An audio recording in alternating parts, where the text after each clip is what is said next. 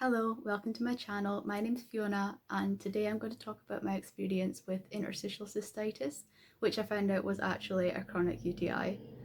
So I had two UTIs when I was around 17 and that was before I was sexually active, and they were pretty normal. They went away within literally after the first antibiotic pill. I didn't think UTIs were a big deal because they were always so easy to treat for me. I mean, they were the only two that I had. And then I got my third one when I was pregnant in 2019. I was around 3 months pregnant and I'd been having pain in my back. And I went to the doctor and he dipped my urine, and there were white cells on the stick, like white blood cells, which can show infection. So he prescribed me antibiotics and I went on my way. And then I was called and told to stop the antibiotics after a couple of days because my culture test was negative, and this was the first major error that was made. So I was feeling kind of better. I was still needing the toilet quite a lot, but I thought that that was just because I was pregnant and I was getting told that it was all normal, all fine, nothing wrong with me. So of course I believed the doctors and nurses who were telling me that, because I mean, why wouldn't I? And I was around 16 weeks pregnant when I started needing the toilet pretty much non-stop. Like, I was going to travel to my mum's house and I was walking along the street and I was needing to go into like every bar to go to the toilet. And I was like, I don't think this is right. I'm going to call back the doctor and ask for more antibiotics. And the doctors wouldn't give me an appointment because they were too busy, even though I was pregnant and had pretty clear UTI symptoms. But I was pretty much just left to my own devices, and the symptoms, they sort of faded. Like they weren't as bad as going every 5 minutes, which I had been. So I was like, oh, maybe it wasn't a UTI then. Maybe the baby was just lying a weird way, even though the baby was only like that size at that point. Um, and I was staying at my mum's house. This was for around a week, so I was like 17 weeks, and I ended up being up all night with like severe pain going down my right flank. And I took paracetamol every 4 hours throughout the night to try and get it to go away, and just nothing would work. So because I was after, I think it's after 16 weeks, I was able to phone the maternity triage at the hospital near my mum's house. And they told me to come in because I was having such severe pain. Like, they thought it was a miscarriage or something.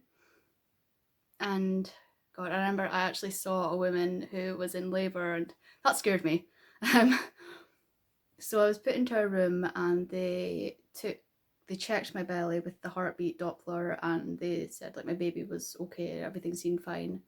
Um, and they thought I was having either kidney stones or a UTI. And I got like my bladder scanned and my kidney scanned, and they couldn't see anything. So they said like, oh, maybe you did have a UTI, and because you didn't get it treated, it's now a kidney infection. So I was given 10 days of coamoxiclav, which is also known as Augmentin. It's like a really, really strong antibiotic. Um, and I took that and I started to feel like much better. Like, I was pretty much back to like normal. Um, and I finished that course, and then I went back to my partner's house, well, our house.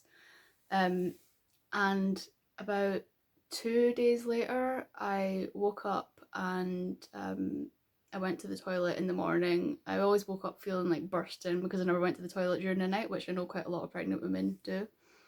And the bursting feeling didn't go away after I went to the toilet, and I freaked the hell out. I called the GPs and asked for an emergency appointment, and I was like crying and begging on the phone. I was like, look, like I actually can't leave the bathroom. And they were like, yeah, okay, come in. So I put on one of those like thick maternity pads because I felt like I was just going to like leak and pee myself. And the doctor's was only like a 3 minute walk from my house, so like I quickly like ran there with my partner. And they dipped my urine and they said there was nothing there. that I was fine. And I was like, oh, well, why am I having all these symptoms then? And they were like, oh, we think it's just a pregnancy thing. And this was when basically hell on earth started. So I ended up going to the out of hours doctor, I think it was the night after that. And they dipped my urine again and they said, like, there's some protein here, like, we could give you antibiotics if you want. And I was like, no, I was told yesterday they wouldn't help because they didn't have an infection. And I mean, obviously, that was my fault at the time because I technically refused treatment, but I'd just been told by lots of doctors that I never had an infection this whole time. So I was starting to look at other causes, and I thought maybe I had like kidney stones that had been missed or something. And I went home from the out of hours just crying. I had like a microwave teddy thing on my pelvis, and I just spent the night like in tears. Couldn't really sleep very well because I couldn't even go to the toilet. And I decided to, at that point, move back home to stay with my mum, because I'd got, like, I felt better care at the hospital there than I had at my local hospital at the time. So I went back to live with my mum, and I remember I kept going into the hospital with these symptoms and being like, can I please have something to help? Can I please have something to help? Um, and they just kept saying there was nothing we could do because you're pregnant, like we can't do a cystoscopy, which is where they put a scope with the camera on the end up inside your urethra into your bladder to look at the bladder lining and see how it looks basically. And they said, yeah, we can't do that because you're pregnant. And I remember they just kept sending me home, and I kept going in the next day because my symptoms were so bad I couldn't do anything. Like, I would just lie on bed crying or go to the toilet every like 5-10 minutes. And when I was in the hospital, I kept going to the toilet as well. And like, they watched me do that and were adamant that I was fine. And I don't understand how they thought that that was okay because none of the other pregnant ladies were doing that. Nobody else was like crying their eyes out and going to the toilet every 5 minutes. So, I mean, I know that obviously pregnancy does cause frequency, in most people anyway. But I just knew that that extremity of symptoms couldn't be right because if it were, then nobody would ever have children. Because how are you supposed to work or live or do anything or even like cook? Like I couldn't even cook or anything because I couldn't stay off the toilet. Um, yeah, people wouldn't have children if that were the case. Um, and this one, like, really old, not really old, but he was fairly old and you could tell he was really experienced, consultant obstetrician. He came into my room and he gave me something called amitriptyline, which is a drug that's commonly prescribed for interstitial cystitis. And he told me, like, look, we don't know anything right now because you're pregnant, so that's like an additional factor, but you might have either an overactive bladder or interstitial cystitis. And so he gave me this drug, and I was like, oh, okay, what the hell's that? So I went online and I googled my symptoms, which is, I mean, it's probably the worst thing you could do, but this actually ended up really helping me in the end. And I just read all these horror stories of interstitial cystitis, and I was like, oh my god, how am I going to live with this? Because I just read like no cure, like all these stories of women having like the constant need to pee for like 10 years, and I was like, oh god, I can't do this, I cannot do this. And I got like severely depressed, and I just spent like every day crying basically. I eventually started seeing a consultant obstetrician every week. They put me under consultant care because I was so distressed and they wanted to like keep an eye on me. And there was like social workers involved and everything like that because it's quite hard for me to talk about because it was such a, I would say, traumatic time in my life. Like my family didn't believe me at all that anything was wrong with me, and people actually thought I'd just gone nuts and I was somehow imagining that these symptoms were this bad, and I was just thinking that I needed the toilet, but I didn't. But I mean, you'll know yourself. If you have that feeling that you need to go to the toilet like urgently, like for example, I always said it was like if you'd been in a car journey, like, on holiday or something, and you're feeling bursting for the toilet, and all you can think about is going to the toilet because you know that you're bursting and you might wet yourself. That was the sensation that I had constantly. Like going to the toilet did absolutely nothing to relieve it. Like I just remember like just sitting like, I feel like I need the toilet, I need the toilet. And then everyone would be like, just go to the toilet then. And it's like, I did. That did nothing. So this consultant,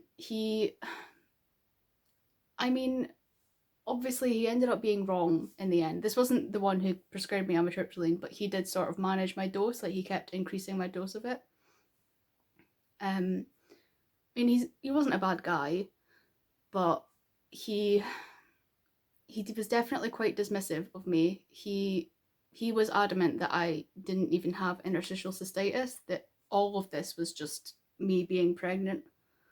And like he made me feel like a nutcase, and I'm pretty sure that he influenced my partner to think that I'd just gone a little bit loopy as well.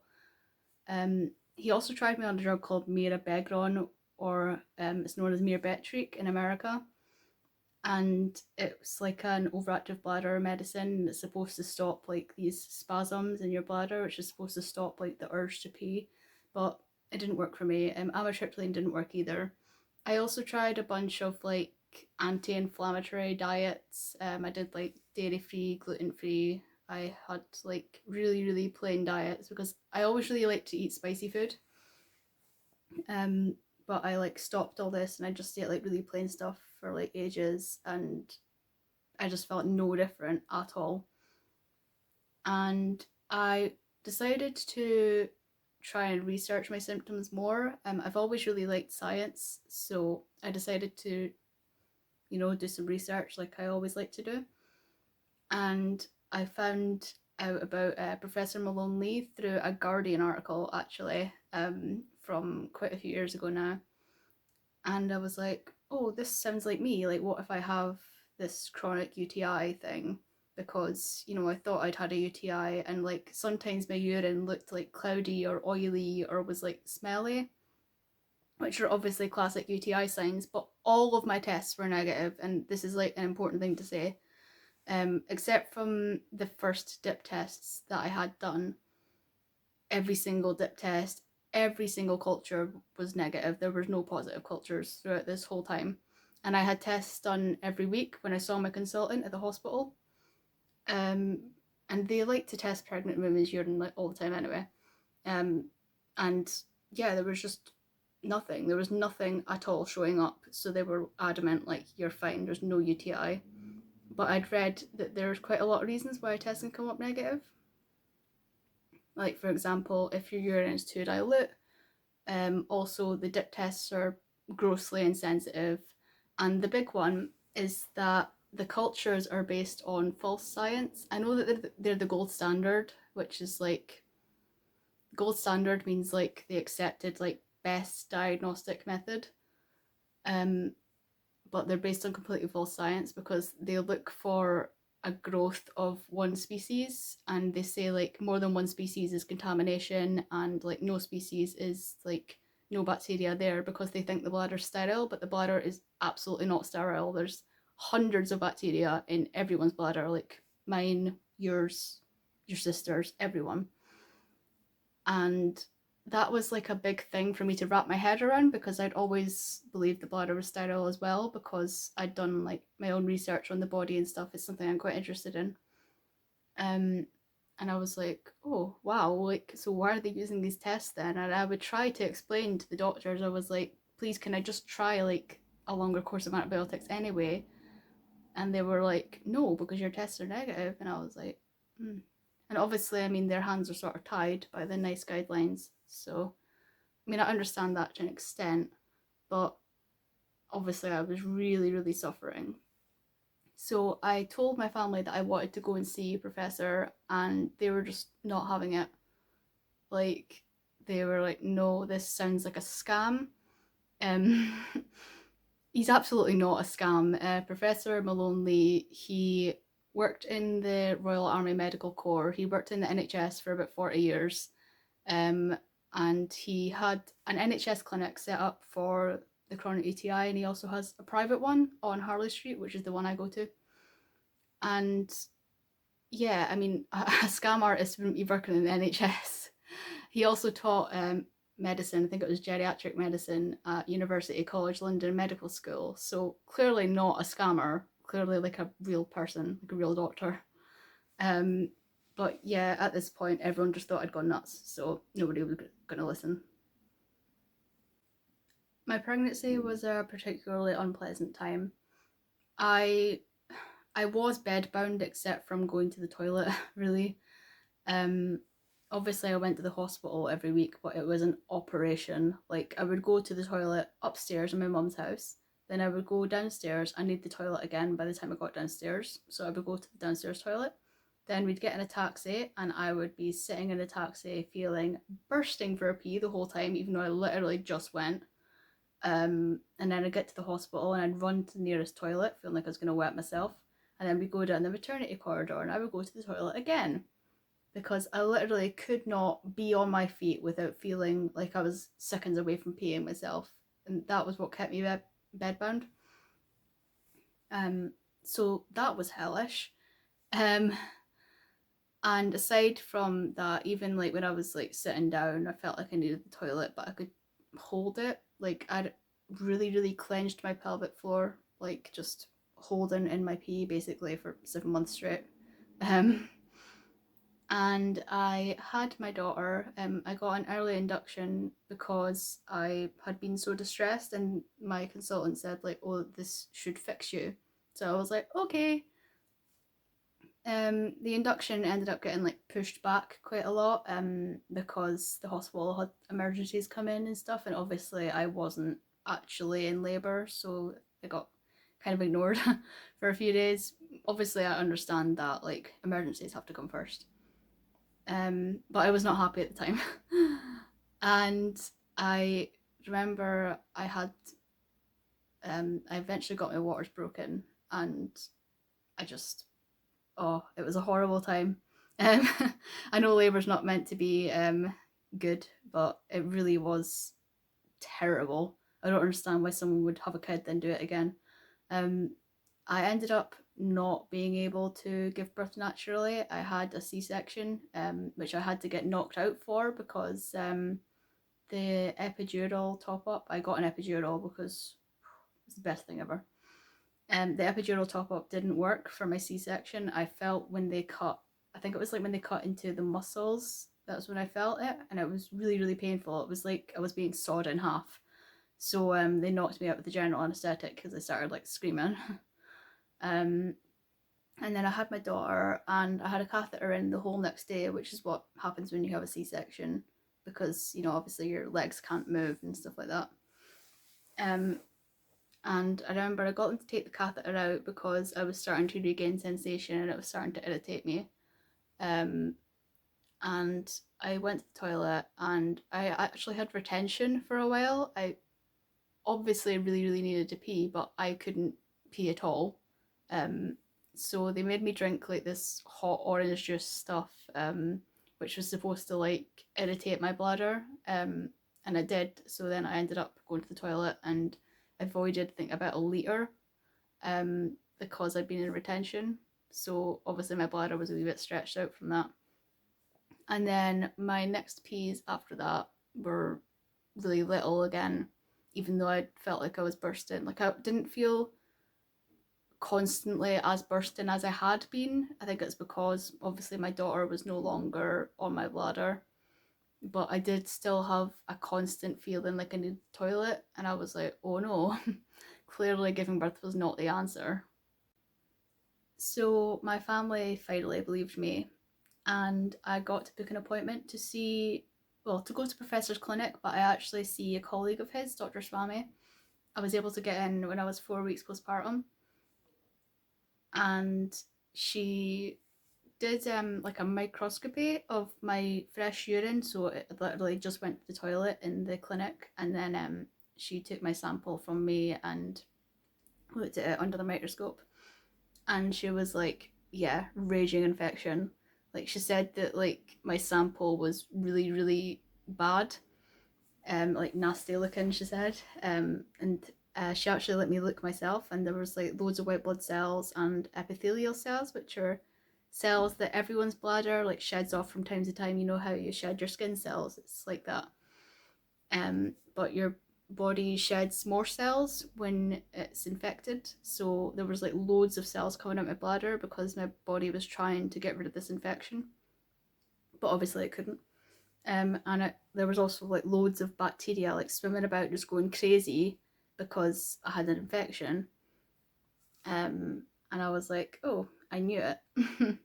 Because I'd been saying for months, like, I think this is what I have, and nobody would believe me. So, I mean, I didn't even feel smug or anything. I was just grateful and relieved that I finally found out what was wrong and I could start treatment. So I was started on Kefalexin, which pretty much everyone started on. And then within like 2 weeks, I started to feel like a relief from the urge to go to the toilet.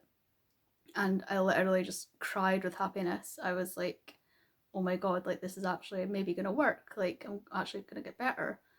Um, and I was finally able to like go out. And I remember that first time that I went into town on a bus, like not even going somewhere in a taxi, because we'd been spending so much money on taxis to go to the hospital. And I was just so happy. Like it was just so great to even see the town. And I've always complained about the town there and said like there's not very much to do. But yeah, I mean at the time I was so bloody happy to go to that town. um and obviously things were looking up from there. The treatment is not linear. You don't just get better and better. Like you sort of get better and then like worse. Um, when I was about 6 weeks in, it was 6 weeks. Got my notes down here. I had a huge flare in my bladder. Like I was terrible again, like constantly in the toilet, like loads of pain. I will say I didn't have any pain at all until I'd had the infection for about 5 months. It's really common to have this with no pain. Like some people say, oh, like it can't be a UTI if you're not burning when you go to the toilet and stuff like that, but that's not the case at all. You can have a UTI with just needing the toilet a bit more than normal, or just having the constant urge to pee, or like a combination of those. By the time I got into treatment, though, I had like every symptom of interstitial cystitis. Um, because when you're pregnant as well, your bladder sheds more cells. So like this infection was going in really really deep because it had been left to fester for so long. Um, so yeah, I had this big flare when I was 6 weeks in, and I ended up getting a week of nitrofurantoin from my GP, and that got me back on track. And that was when I sort of realised like, okay, maybe Kefalexin alone is not going to do this for me. So I got better anyway, and I was feeling better again. And I had my next appointment at the clinic. That was after 3 months after my first one, and they said like, things are looking good. Your cell counts are down. Stay on the same treatment. And they told me to add in Hiprex at that point because I hadn't managed to add in Hiprex like 2 weeks into treatment, which you're supposed to do, but I just couldn't do it because it made me have more pain in my urethra. So I added Hiprex in, and I had to do it really slowly. I had to be on like a quarter of a tablet, and then half a tablet, and then like one tablet, and then 1.5 tablets, then 2 tablets, and then I had to go back down to 1.5, and then back onto 2, because Hiprex is very acidic and it can irritate our sore bladders. So I was doing quite well on Hiprex and Kefalexin, and then I had another big flare. And then I had a phone appointment with Dr. Swami, because this was when lockdown started for the pandemic, and I obviously couldn't travel to London from Scotland during lockdown. And she decided to give me nitrofurantoin because I'd had that really good reaction to it when I had the first like massive flare. So I was started on nitro, and within like, I would say like 5-6 days, I was feeling amazing, wonderful, and my bladder felt almost normal. And I was like, okay, this is going to be the one for me. This is going to do it. So then I was on Kefalexin and nitro together because I realized that a combination was better for me. And then after about 6 weeks on nitro, I ended up having to come off it, and I was gutted because I had this thing where my lungs were swollen, which is like a serious side effect. So I had to stop it right away, and I'm not allowed to take nitrofurantoin, so it's on my like list of medicines I'm allergic to, which I'm pretty sure is just that one. So I was given trimethoprim to add into Kefalexin, and that didn't work at all. It did nothing. I was terrible. I remember like emailing the clinic, and Professor was replying to me like, okay, just give it another week or so and we'll see how you're getting on.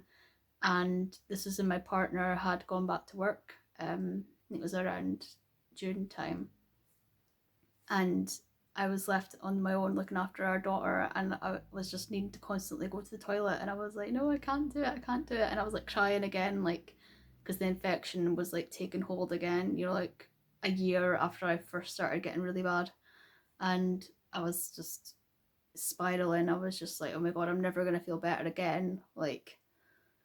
So I was emailing Professor telling him like I'm struggling to look after my daughter. I'm really, really bad. So he changed me to coamoxiclav. So I was on Kefalexin and coamoxiclav, and I thought coamoxiclav would be good because I'd been on that before. When they thought I had a kidney infection when I was pregnant. So coamoxiclav did really help me, but it took, I'd say, like 3-ish weeks for me to feel any difference from it. This treatment is slow, like 3 weeks is actually quite fast. And I was like, okay, this is going good. But then I started getting thrush all the time. Like I would have thrush like pretty much constantly. I would treat it and then it would be back again the next day. So I kept having to use like the boric acid capsules and pessaries, and I'll probably make another video about that actually. Eventually on coamoxiclav, I ended up with severe diarrhea. I won't go into details, obviously, it's not a pleasant thing to talk about or think about. But they actually thought I might have had C. diff, so I got a test for that, and it was negative. Negative for H. pylori as well. So I was just told just stop the coamoxiclav because I was literally having diarrhea like 15 times a day. So I was put on amoxicillin with my Kefalexin, and it did settle like the big flare that I'd been having. But then within like a couple of weeks after that, I realised like, yeah, I don't really feel any better. I didn't have that sort of like turnaround that I'd had on the other antibiotics, which had helped. And I just sort of plodded along for about 3-ish months on that combination. Like, not terrible. Like, I could still go out the house and stuff, but I wasn't feeling that good. And then come January this year, I had a massive flare again, like loads and loads of pain down here, like constantly. I had a hot water bottle jammed to my pelvis area. I was like feeling really sick, like getting like low grade fever, constantly running to the toilet, like loads of burning and stuff. And I had an appointment, thankfully, with Dr. Swami. This was like, I think, 14 months into treatment. Yeah. So it was like 14, 15 months in, and I ended up being changed to lamicycline. And I was told, like, because every time that we tried to keep me on one antibiotic and drop the Kefalexin, I'd felt a slight worsening in symptoms. I was told, like, stay on Kefalexin and lamicycline. So I started lamicycline, and within like a couple of days, like the big flare was starting to settle, and I was like, okay, fingers crossed for this one. And then come February time, I ended up moving into this flat that I'm living in now. And I ended up having a huge flare again, and I was like, oh god, not again, like not this soon, please. And I remember talking to another girl who is on limicycline as well, and she said Professor had said to her, because she'd had a flare like this, you know, you could go down to 1 tablet a day for like a couple of weeks and then go back up to 2 tablets. So she did that, and she said it sorted stuff out for her. So I tried it as well, and within like 24 hours of going to just 1 tablet, I was feeling so much better. And then a couple of weeks after that, I went up to 2 tablets again, and since then I have been doing really good. Like, it's been like 2 months now since I've done that, and I mean, I still have some symptoms, and I do have like, I would say like some days where I have like hours where I'm flaring.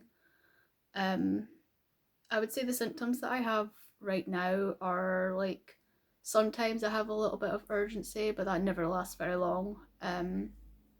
Frequency, I would say I still go to the toilet more than I did before I got this. But it's not like a crazy amount of times a day.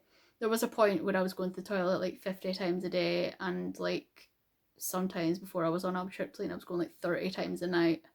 So it's obviously like 80 times a day going to the toilet, like nothing like that. I maybe go like 8 to 10 times, sometimes less. So yeah, I mean, I'm pretty happy with that, to be honest. Especially because of how bad I was. I still get pain sometimes. It's sort of like a period type pain around my bladder, or sometimes a bit of burning in my urethra, but I use this Topida spray stuff, and that basically gets rid of that. So yeah, I'm doing so much better. So if anyone is like considering going to see Professor's clinic, whether that be the NHS one or the Harley Street one, like, please do it. Like, it could change your life. Whenever I talk about this clinic on like public forums, people are always like, "Oh, are you being like paid by this clinic?" And I'm just like, I wish. I'm paying them a lot of money. But it's completely worth it. I mean, you cannot put a price on your health and well-being. Like, I mean, I was completely bedbound, like, and if not bedbound, housebound, and that's no way to live. Like, I couldn't have a job or anything. Like, I'm self-employed at the moment, but I'm actually looking into going back to uni this year because I'm feeling so much better, and I'm beyond ecstatic, honestly. This treatment has saved my life. Um, there are patients who go to the clinic and end up not having an infection, but there are I would say a majority of us who do. And I mean, it's totally worth it anyway, just to see, because if you do have an infection, you know, you can get help, you can get treated. And yeah, I really recommend this clinic. And I think if you're sort of on the fence about going, I really hope that this video will convince you into like taking that leap and booking an appointment. So yeah, thanks for watching, and I'm sorry about the rambling.